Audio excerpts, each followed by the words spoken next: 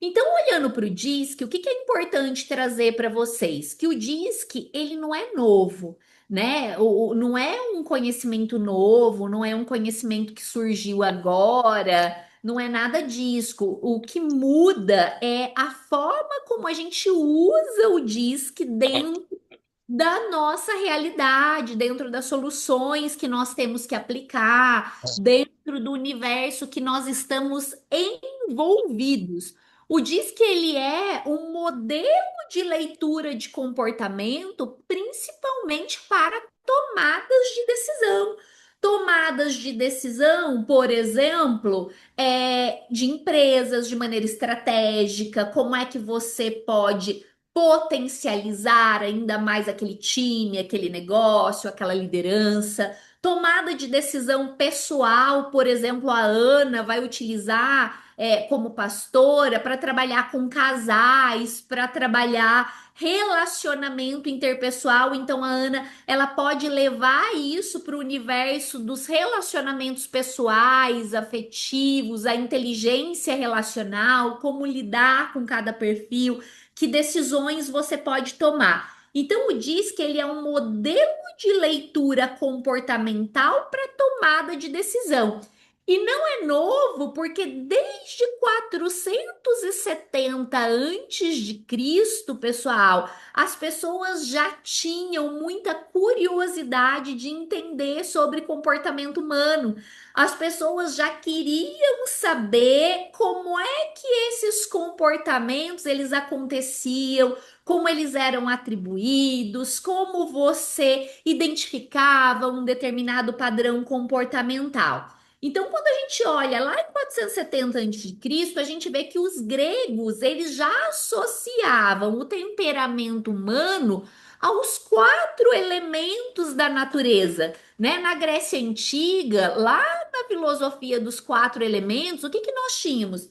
Nós tínhamos as pessoas que tinham o elemento fogo, as pessoas que tinham o elemento terra, as pessoas que tinham o elemento água e as pessoas que tinham o elemento ar. Era uma forma de compreender a natureza das pessoas de diferentes formas, como elas existiam e como é que a gente podia incluir os seres humanos dentro desses elementos.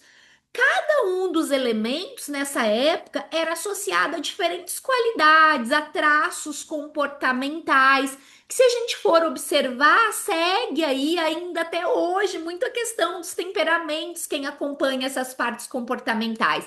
Então, quando a gente olha os elementos, por exemplo, as pessoas que tinham o elemento fogo lá em 470 a.C. eram pessoas que tinham associados a energia, a coragem, a paixão, a agressividade. Eram pessoas que tinham esses traços de personalidade mais impulsivas, mais empreendedoras, mais capazes de lideranças naturais dentro dos ambientes que elas estavam inseridas. Então, esse elemento trazia essa visibilidade quando a pessoa se encaixava naqueles padrões de comportamento. Já as pessoas que eram do elemento água eram pessoas mais associadas à emoção, né? Pessoas mais intuitivas, mais sensíveis, com uma criatividade maior. Pessoas com esse traço de personalidade eram vistas como pessoas mais imaginativas, mais capazes de empatia, por serem mais relacionais. Quando eram olhadas as pessoas, né, vistas as pessoas do elemento terra, eram pessoas mais associadas à estabilidade, à praticidade, à paciência, à segurança. Eram pessoas com traços de personalidade, quando se falava de terra, mais confiáveis, mais trabalhadoras, mais leais, mais responsáveis, tá? E quando se falava das pessoas com o traço ali, com o temperamento ar, do que estava se falando? Estava se associando aquelas pessoas com pensamento muito forte, com traços de comunicação, de liberdade, de curiosidade. Eram pessoas vistas como mais intelectuais, mais comunicativas e mais abertas a novas ideias. Essa teoria dos quatro elementos, ela foi desenvolvida por filósofo lá em 470 a.C., por exemplo, Empédocles, Aristóteles, para quem gosta de história, para quem gosta de filosofia, consegue resgatar esse histórico para entender. E ela foi utilizada ali ao longo da história para entender a personalidade humana. Mesmo a gente sabendo que essa não é considerada uma teoria científica na psicologia moderna, tá? Quem sabe e quem é psicóloga sabe que esses são estudos filosóficos aí de origem e não são estudos com validação de teoria científica dentro da psicologia. Quando a gente vem nesse caminho da linha do tempo, a gente olha para 460, 377 a.C., a gente se encontra ali com Hipócrates, que foi um filósofo considerado o pai da medicina, que associou o temperamento humano a quatro fluidos do nosso corpo. Então a gente tinha o quê? A bile amarela, que ele chamava de colérico. Nós tínhamos o sangue, que era chamado de sanguíneo, e nós tínhamos o fleuma, chamado de fleumático, e a bile negra, chamada de melancólicos. Quando nós olhamos para esses temperamentos, o que era o olhar do Hipócrates? Então, ele acreditava que os diferentes temperamentos humanos, eles eram conectados aos nossos fluidos corporais, né? Que de acordo com aquele fluido que tinha maior predominância naquele momento no nosso corpo, nós estaríamos apresentando determinadas tendências de comportamento. Por exemplo, os quatro fluidos principais que ele estudou e ele trouxe para a gente na parte comportamental foi o sangue, a bile amarela, a bile negra e a fleuma. E cada um desses fluidos, ele trazia ali qualidades, comportamentos e o desequilíbrio de um dos fluidos, ele poderia resultar em diferentes tipos de doenças ou de transtornos mentais.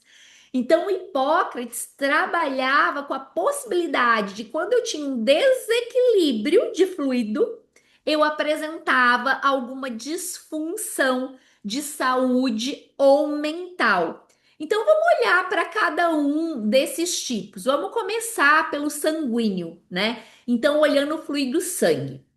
O que o Hipócrates trazia para gente para esse olhar? O sangue, ele estava relacionado ao temperamento de pessoas mais otimistas, mais extrovertidas, mais sociáveis, com uma personalidade mais alegre, mais animada. Então, Hipócrates, ele acreditava que o sangue ele era produzido pelo nosso coração e que um excesso desse humor no corpo acabaria causando alegria, energia, entusiasmo frequente, tá? Então são pontos para vocês irem conectando. Por que eu tô contando isso para vocês? À medida que nós fomos nos aprofundando e formando turmas de analistas comportamentais, havia uma curiosidade muito grande de onde vinha a história do DISC, né? Se era algo moderno, se tinha correlação com a parte dos temperamentos de Hipócrates. Então, tudo isso trazia para nós aqui mais informações. Quando nós falamos do perfil colérico, do que nós estamos falando?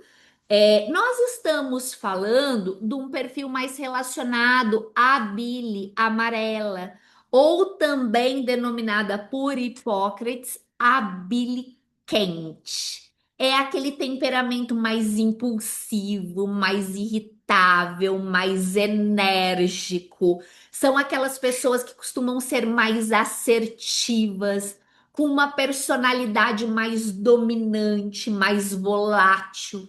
E o Hipócrates, ele acreditava que a bile amarela, ela era produzida pelo fígado. E que um excesso desse humor no corpo, ele podia causar o quê? Irritabilidade, impulsividade, agressividade. Tanto que até hoje a gente escuta pessoas dizendo pra gente: Vamos pensar de maneira racional? Vamos pensar com a cabeça ao invés de pensar com o fígado?" De onde a pessoa traz esse ditado do pensar com o fígado? Do temperamento colérico, da bile amarela que era produzida no fígado e que tinha esse pensamento comportamental por trás, tá? Quando a gente olha para o comportamento fleumático, o fleumático é aquele comportamento mais calmo, mais controlado, mais reservado.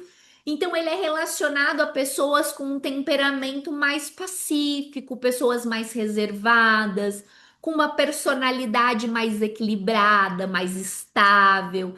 E o Hipócrates acreditava que a fleuma era produzida pelos pulmões. Então, o excesso desse humor no corpo, né, desse líquido, desse fluido no corpo, causaria o quê? Apatia, letargia, indiferença. Então, a pessoa ia ficar ali sem ação se ela tivesse excessivamente tomada por esse fluido.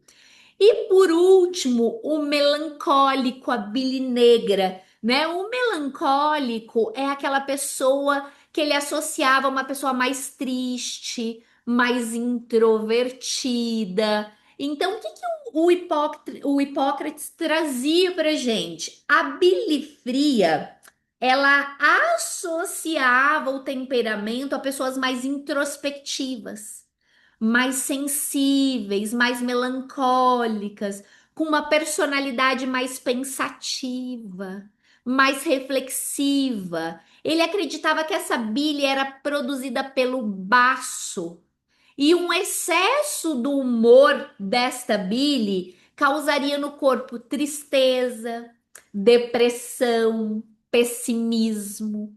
São pontos que essa pessoa poderia trazer.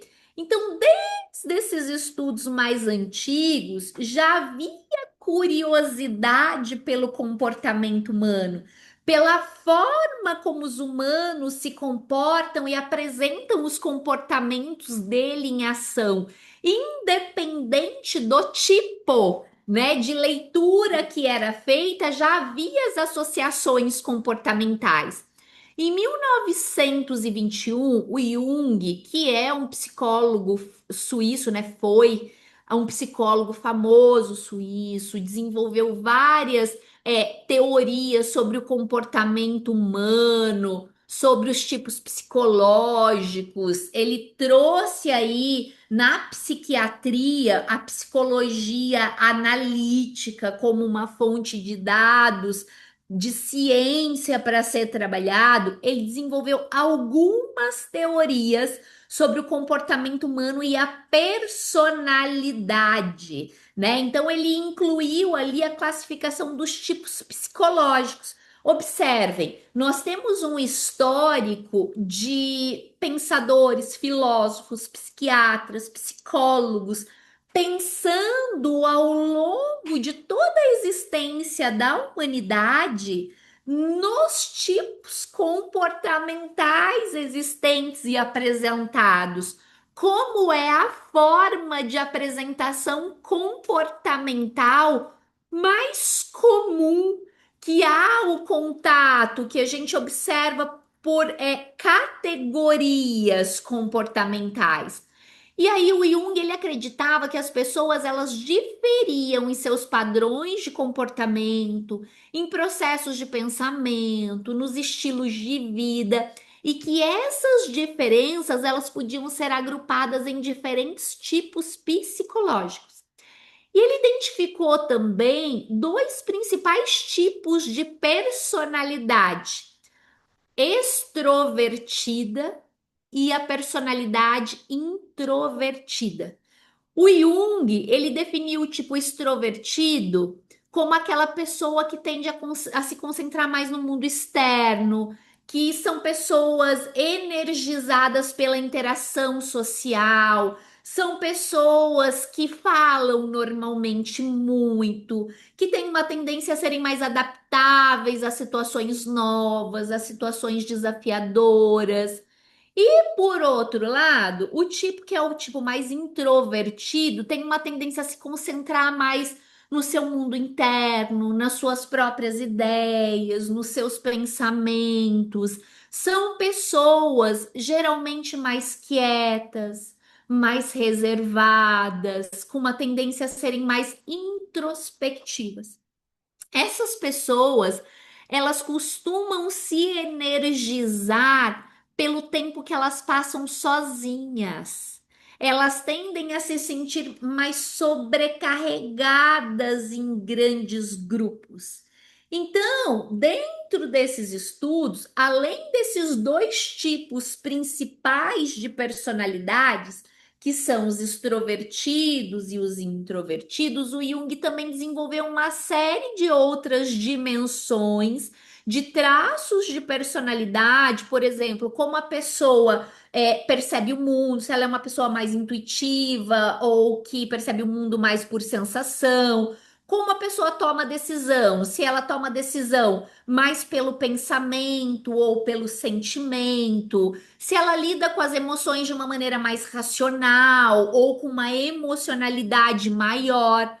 Em resumo, ele acreditava que as pessoas são únicas nos seus padrões de comportamento e que o processamento desses pensamentos, a compreensão dessas diferenças, elas podem ser úteis para entender a personalidade e os comportamentos humanos, tá? Então, quando a gente olha para os principais pontos que o Jung trouxe, ele trouxe muito a questão da função do pensamento, da função do sentimento, da função da sensação, da função da intuição, da extroversão, da introversão e categorizou alguns tipos psicológicos que são os mais mencionados. Eu não vou me aprofundar aqui com vocês, que não é o objetivo da formação DISC.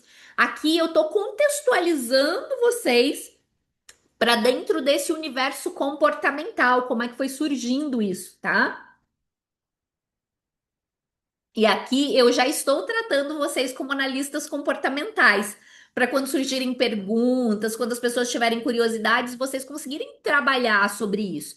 Então, ele criou ali as categorias do produtor, o intuitivo, o sensitivo e o analítico. Quando a gente olha para o produtor, é aquela pessoa mais orientada para ação, para resultados concretos, com uma característica maior de eficiência, de organização, de pragmatismo. Já o intuitivo é aquela pessoa mais criativa, mais imaginativa, ela é visionária, ela tem características como perceber padrões, perceber conexões entre informações que são aparentemente desconectadas. Nós temos também o tipo, dentro do tipo aqui sensitivo, né? Aquela pessoa que ela é mais sensível, mais empática, ela tem mais atenção aos detalhes, ela tem preocupação com o bem-estar dos outros, ela tem uma abordagem prática para lidar com as situações. E o tipo analítico, quando a gente fala do analítico, a gente está falando da pessoa mais racional e crítica. É uma pessoa que tem uma tendência a se guiar mais pela lógica, pela precisão, pela busca, pela compreensão assim profunda das situações, dos problemas.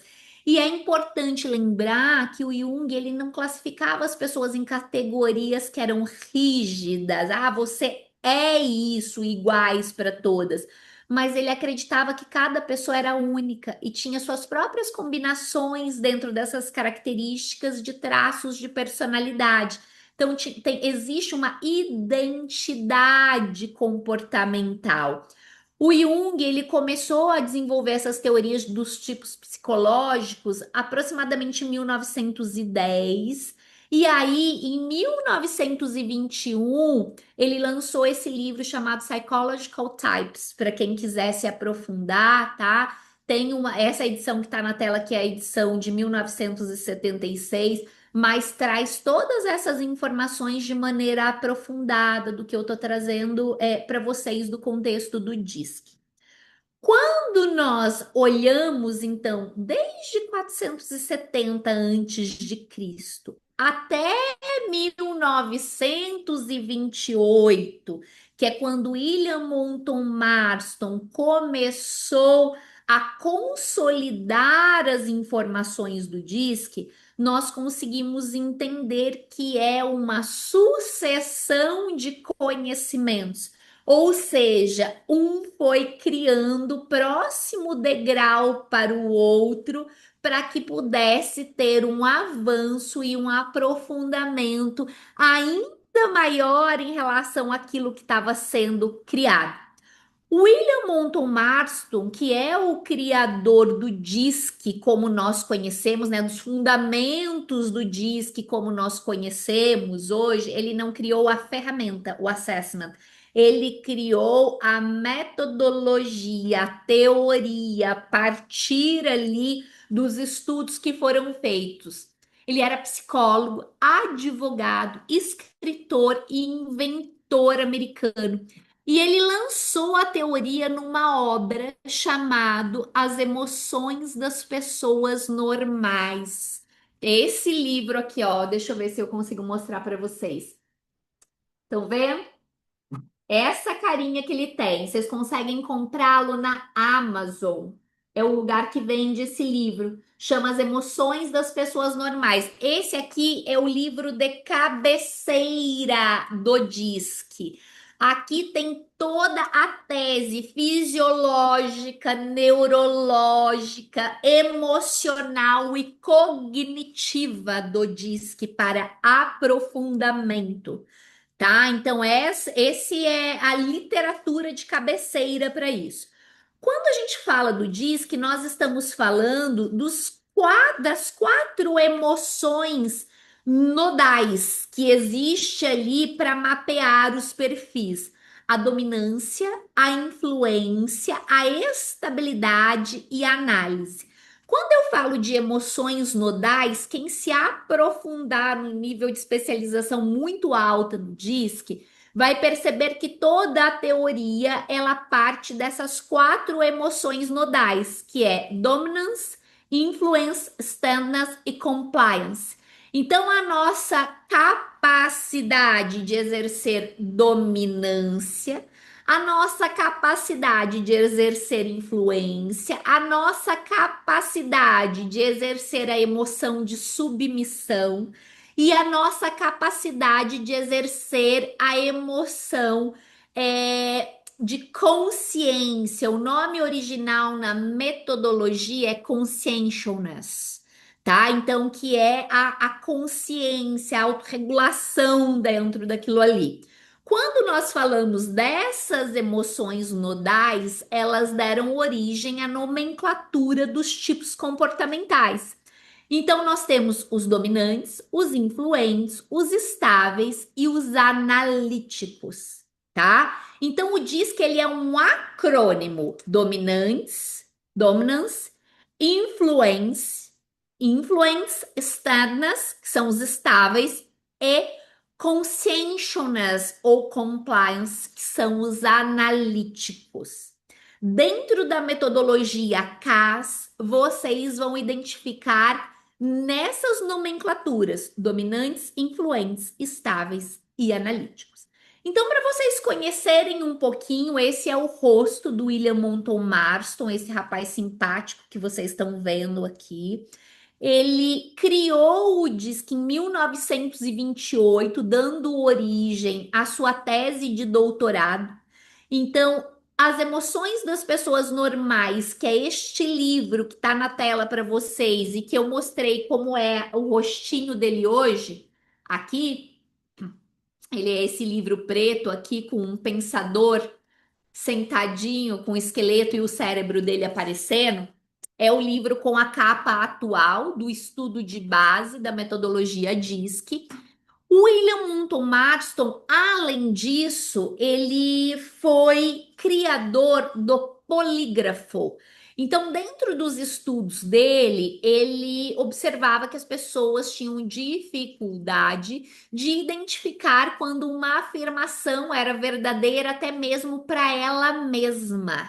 Então, ele criou o polígrafo para, dentro dos estudos dele, ele conseguir ter uma validação maior para os estudos psicológicos e científicos que ele conduzia na época.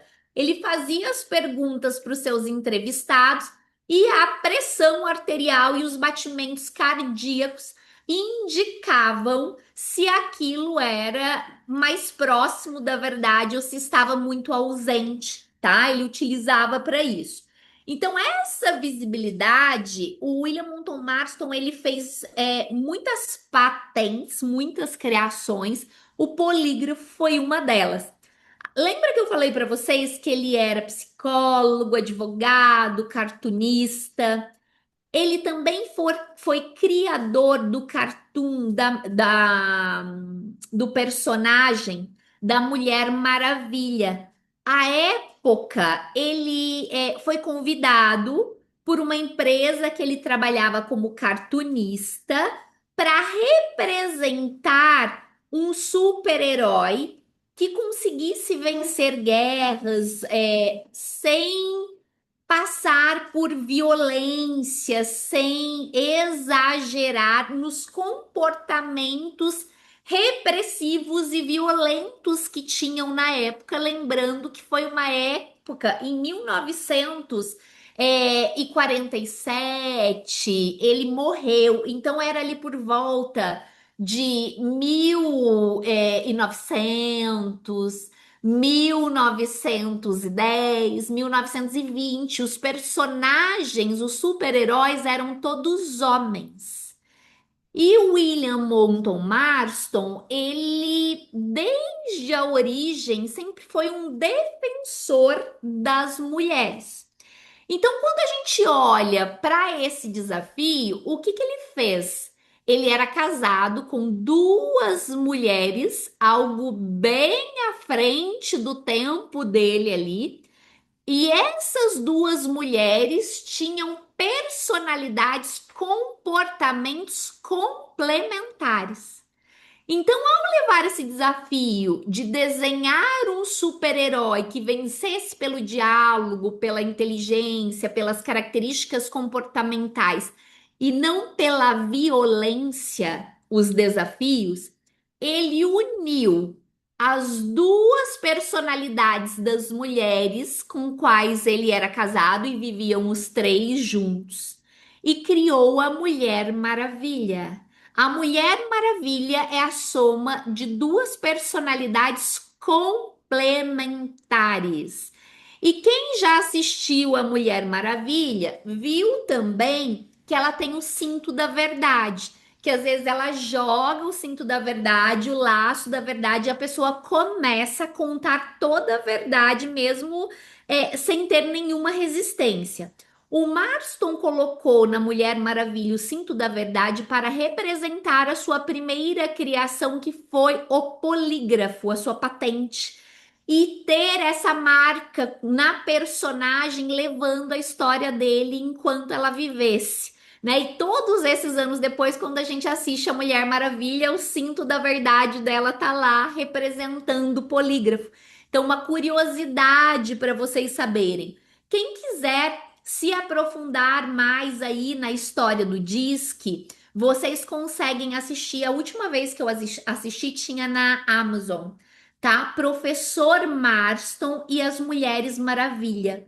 Então, este filme, ele é a biografia do Marston, do criador do Disque. Quem quiser assistir para entender como é que funcionou, o que que aconteceu, vocês conseguem descobrir de maneira lúdica como é que tudo isso foi criado através de um filme, tá? E a chamada do filme é até Descubra a Origem de um Ícone, o ícone é a Mulher Maravilha. Como é que ela nasceu? Então, o filme conta todo esse contexto, é um contexto histórico que vale a pena vocês se aprofundarem, tá? Principalmente para atuar profissionalmente com isso. Até aqui, todo mundo comigo? Todo mundo entendeu? Sim ou não? Bota no chat aqui para mim. Deixa eu ver se vocês capturaram a essência da coisa.